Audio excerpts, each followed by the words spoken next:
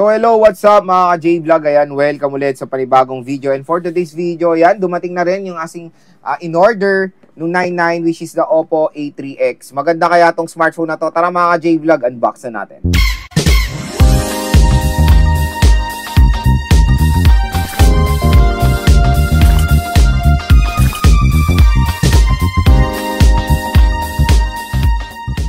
So ayan mga ka-J-Vlog, dumating na yung order natin ng Oppo A3X, yung affordable side ng Oppo A3. So itong Oppo A3X ay may two variants na nilabas ito sa Philippines.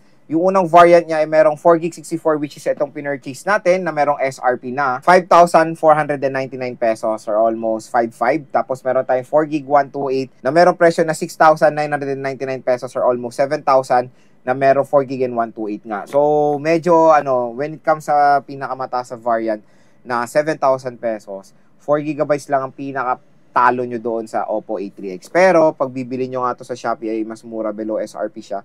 Yung murang variant na 5,499, makukuha nyo dito ng 5,099. Tapos, kung meron kayong voucher, ay makukuha nyo pa to ng mas lower. Paswertihan na lang kumbaga sa voucher.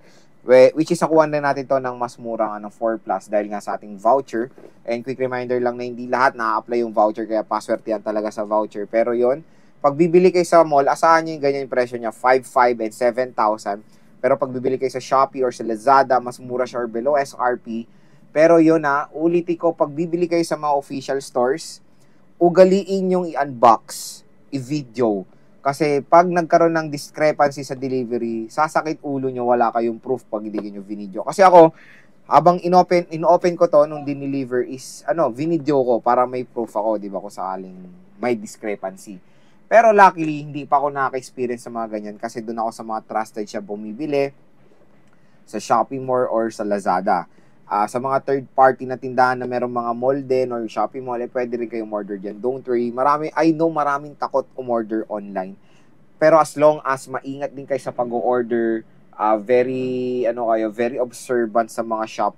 Marami kasing shop dyan sa Shopee na gumagamit ng mga official photos ng mga Shopee Mall or Lazmall na hindi kilala yung mga tindahan or very unknown yung mga tindahan. Kaya pag bibili kayo sa Shopee, tignan nyo itong word na yan. Kung may Shopee Mall, yan din yung isang plus points nyo dyan. Ayan, wait lang, tasan natin yung brightness. Ayan, naka-Shopee Mall. Tapos, tignan nyo yung store. Ayan, official Oppo store. So, dyan kayo bibili para syempre legit. Pero, kung meron man lang discrepancy, umorder kayo sa Oppo, pero dumating sa inyo ay hindi cellphone, hindi po kasalanan yun nung store kasi sinesend din nila sa Shopee na proof na may pinadala sila. Nagkakaroon talaga ng problem yan sa delivery. Kaya parati nyo pa rin, kahit umorder kayo sa official store, i-video nyo mga ka-J-Vlog. Yan yung pinaka-importante. I-video nyo para may proof kayo at mas madali yung investigation at ma-refund nyo agad yung pera nyo. Pero yon, kung interested kayo, ilalagay ko po yung official link netong Oppo A3X sa description box. I-check nyo na mga ka-J-Vlog. Okay. The Oppo A3X, ang kinuha nating color is yung Nebula Red, pero tinatawag ko siyang wine red kasi very premium yung color na yan. Maganda yung color na yan. Nakabili na ako niyang ganyang color sa Vivo Y18 natin na unboxing video. And maganda. Hopefully, ganun din yung itsura nitong Oppo A3X. So tara mga J-Vlog, samahan nyo na kayo unbox itong smartphone na to. So ito yung box ng Oppo A3X. Ayan. So Nebula Red, 4GB and 64GB of internal storage. So yun nga, inopen rin natin to upon receiving dahil syempre kailangan natin i-check at i-video para naman na tayong proof. Ayan, ang kanyang chipset is a Qualcomm Snapdragon 6S 4G chipset Gen 1 military grade shock resistant, which is ito yung main feature ng smartphone na to. Over 4 years of durable battery. So ito yung pinapromise silang matagal to low-bat, splash touch with IP54 water with IP54 splash resistant. So open na natin ng Oppo A3X. So sinasabi nga nila matibay daw tong smartphone na to, which is nice, di ba? Ito yung smartphone, mamaya na to. Check muna natin yung mga included sa box. Okay, meron tayo ditong, wow, medyo kakaiba si Maring Jelly. Uy, ang ganda naman ni Maring Jelly case. Tingnan nyo naman. Diba? So maganda yung jelly case na included. Then meron tayo Oppo logo dyan. Uy, medyo nagle-level up sa mga budget smartphone na or entry level ha. Safety guide, si Baby SIM eject tool, and of course quick guide. Let's check dito yung kanyang charging brick, which is ito yung maganda. Super VOOC na siya na 45 watts ata. Wow, 45 watts entry level smartphone. And of course, a Type-C cable. Grabe, nakakatuwa ng mga entry ngayon mga ka-J-Vlog. Super duper level up ang mga entry level smartphone. Alam mo kaya ako natutuwa kasi di ba, nasaksiyan natin yung evolution ng mga to or yung innovation na nagsimula sa mga sobrang bagal na smartphone sa 7,000 pesos. Pero sa ganitong halaga na smartphone today ay grabe. Ganito na na-offer nila sa murang halaga. So, nakakatuwa lang ang innovation ng smartphone. Mas nagiging sulit na. Ayan, medyo ano na rin sila, eco-friendly dahil paper. Parang ang parchment paper siya na itsura, na feel. So, tanggalin na natin yan at tingnan natin yung color na Nebula Red. So, in 3, 2,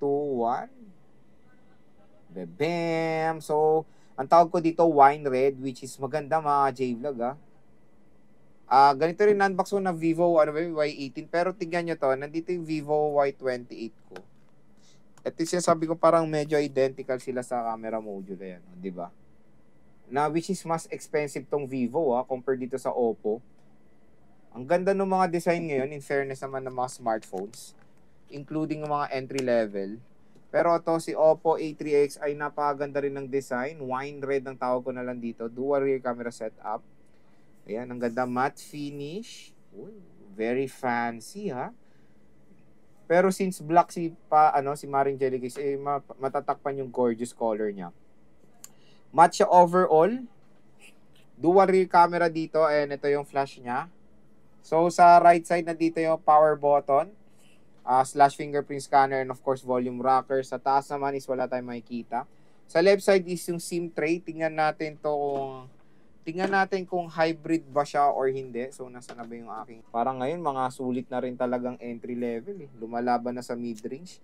So, hindi siya hybrid, meaning niya pwede siya lagyan ng dalawang SIM at isang micro SD card ng sabay. Sa baba naman is 3.5mm headphone jack, microphone Type-C port, and speaker grills. And yun nga, sa bibili ng Oppo A3X is good news. Meron na siyang screen protector out of the box. So, open na natin itong smartphone na to. Ayan. Oppo powered by Android. Tapos, syempre, lagay natin si Maring Jellycase. Si Maring Jellycase ay nag-i-improve Ang ganda ng Jellycase na included Parang maleta feel. Pero may brand pa ng Oppo dyan. So, which is okay din naman. So, meron pang brand ng Oppo dyan, which is okay naman. Takpan lang yung gorgeous wine red niya. So, ColorOS, setup muna natin to. Balik ako kayo. So, ito na-setup na natin si Oppo A3X. And, tignan nyo naman yung kanyang wallpaper ay ternong-terno doon sa kanyang color. Ayan. So, check natin. Of course, yung unang-una is yung about niya. Ayan. About device. So, ColorOS version 4.0. So, meron pa nga siyang update. 64GB. So, ito yung nakakalungkot na talaga sa mga 64. Tignan nyo naman. Ang storage na nakain is 22GB na agad. So, napaka-konti na lang talaga ng 64GB. So, ito lang kasi yung kinuha ko kasi i-review ko lang naman siya. Meron siyang processor na 6S Gen 1 chipset, 5.1 battery, 4GB of RAM, up to, ilan ang extended RAM nito? Up to 4GB of RAM din ang extended niya. Version 14. Grabe, ang laki agad nung kinain ng yung OS is 16GB, tapos yung mga apps na na-install is 5GB or 6GB din. So, malaki na yung nakain na storage. So, kung 64 talaga medyo maliit na yan. Pero, yun, tulad nga sinabi ko sa inyo, re-review lang naman natin. Pero, kunin nyo na yung 128 kasi, pero magdadagdag kasi kay 1,000. Kaya, medyo sa iba, nag-iisip pa rin kung anong kukunin. Display, maganda yung ColorOS ngayon. Ngayon ko lang ulit na-experience yung ColorOS kasi. Refresh rate is 90Hz. Up to 90Hz screen refresh rate siya. In fairness, maganda ngayon yung ColorOS. Ngayon ko lang siya ulit na experience. So, ayan, 90Hz and punch hole display na rin itong Oppo A3X. Si Oppo A3X ay meron dual rear camera. Yung main camera niya is merong 8 megapixels f2.0 aperture at yung front camera niya is merong 5 megapixels f2.2 aperture. Capable siya ng Full HD 1080p video recording.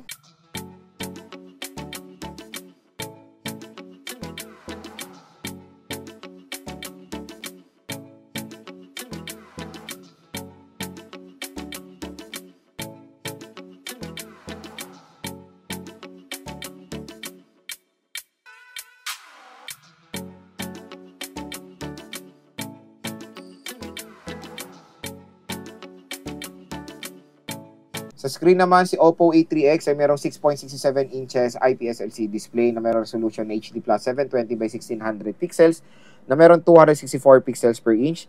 Meron siyang Panda glass, so hindi siya Corning Gorilla Glass, Panda na to.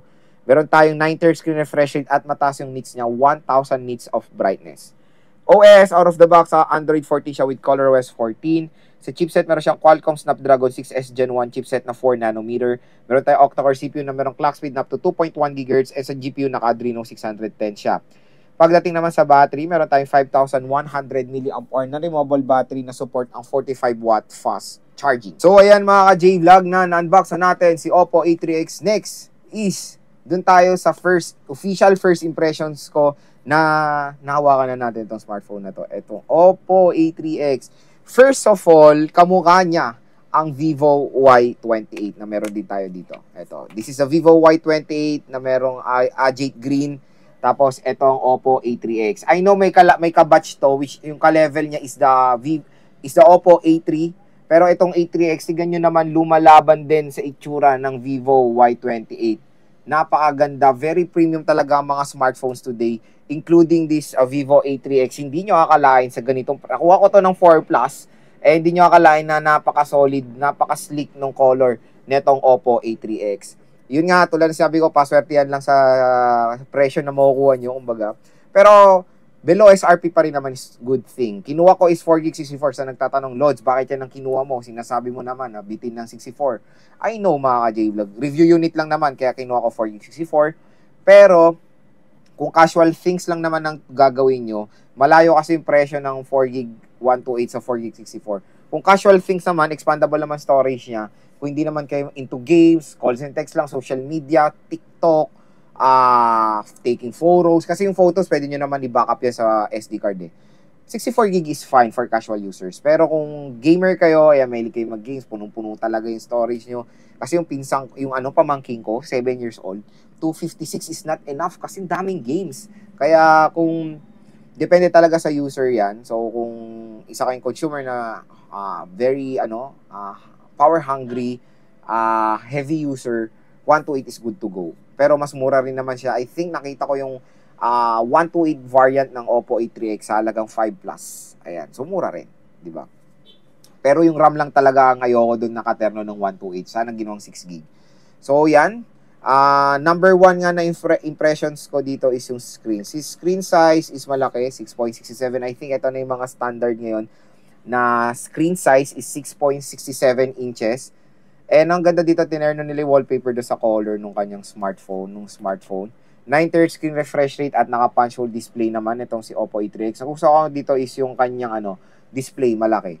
Number 2 na first impressions ko is yung RAM at ROM nga. Yung storage is fine for the 128. Hindi lang talaga maganda yung tinerno na RAM. 6GB I think yung pinaka the best na iterno sa 128 ngayon. 4GB is a big no-no. 4GB 64 perfect na terno yan, pero depende sa segment or price segment. Nakuha natin ito ng 4 Plus, medyo umu-okay naman, bumabagay naman yung 64GB. Pero sa 5,000 above, I think 64GB is not enough na rin. 128 na is the best option, even for a smartphone na ganitong presyo. Kasi ibang brands na kilala rin, 128 na minimum na nilalagay. 128 and 256 lang tineterno nila sa mga smartphone. Pero dito sa Oppo, 128 is all goods naman for 5,000 pesos smartphone, yes. Pero yung RAM hindi maganda iterno. Number 3 sa chipset. Yun nga tulad ng sinabi ko sa inyo sa aking video, yung chipset is very new to me. Bago lang siya sa pandinig ko, the Snapdragon 6S Gen 1 chipset. 4G chipset to ni Qualcomm. So, naglabas sila ngayon ng 4G chipset na bago na itatapat nila sa MediaTek Helio G99. So, sa mga naghahanap ng Snapdragon chipset na 4G, meron po itong Oppo A3X. Hindi ko pa siya nag-game test, hindi ko pa nakikita performance ng 6S Gen 1. Yeah, stay tuned lang sa ating game test dito sa Oppo A3X. Doon natin malalaman yan. Number 2, next is yung kanyang design. The design is very premium, very sleek, at lalo na tong color na to na Nebula Red. Napakaganda, very premium sa isang smartphone or isang budget smartphone ngayon, di ba? At ang next dito mga J-Vlog, ni fini-feature nga ng Oppo A3X ito is yung military grade na quality niya. So, sinasabi nila na medyo matibay naman itong smartphone na to. Pero ayoko nang i-test na ihulog to, di ba? Pero, ang maganda dito is meron siyang IP rating. The IP rating of the Oppo A3X is IP54 splash resistant. So, hindi nyo to pwedeng ilublob sa tubig, Pwede siya sa mga talsik-talsik ng ulan. For example, nag-grab kayo or for example, delivery rider kayo, ayan. Pag natatalsikan ng ulan, pwede wag lang malublob. So, meron siyang splash resistant rating. Ang mga pwedeng malublob sa tubig is IP67, IP68, IP69, mga water resistant. Pero pag splash proof, huwag nyo nang balaking lublob sa tubig yan mga J-Vlog dahil splash proof lang po sila. So yon, which is okay sa budget smartphone ay nagkakaroon na ng mga resistant na sa ganyan and meron ng IP rating. So yun yung isa ring huge advantage ng Oppo A3X, meron siyang IP rating. So yan mga J-Vlog ang ating unboxing and hands-on dito sa Oppo A3X. Abangan nyo na lang po yung full review and yung game test natin sa smartphone na to kung saan itetest natin siya sa mga iba't ibang scenarios. At kung interested kayo mag-purchase itong smartphone na to, kayo mag-alala, ilalagay ko po agad-agad yung link niyan sa description box. I-check out nyo na.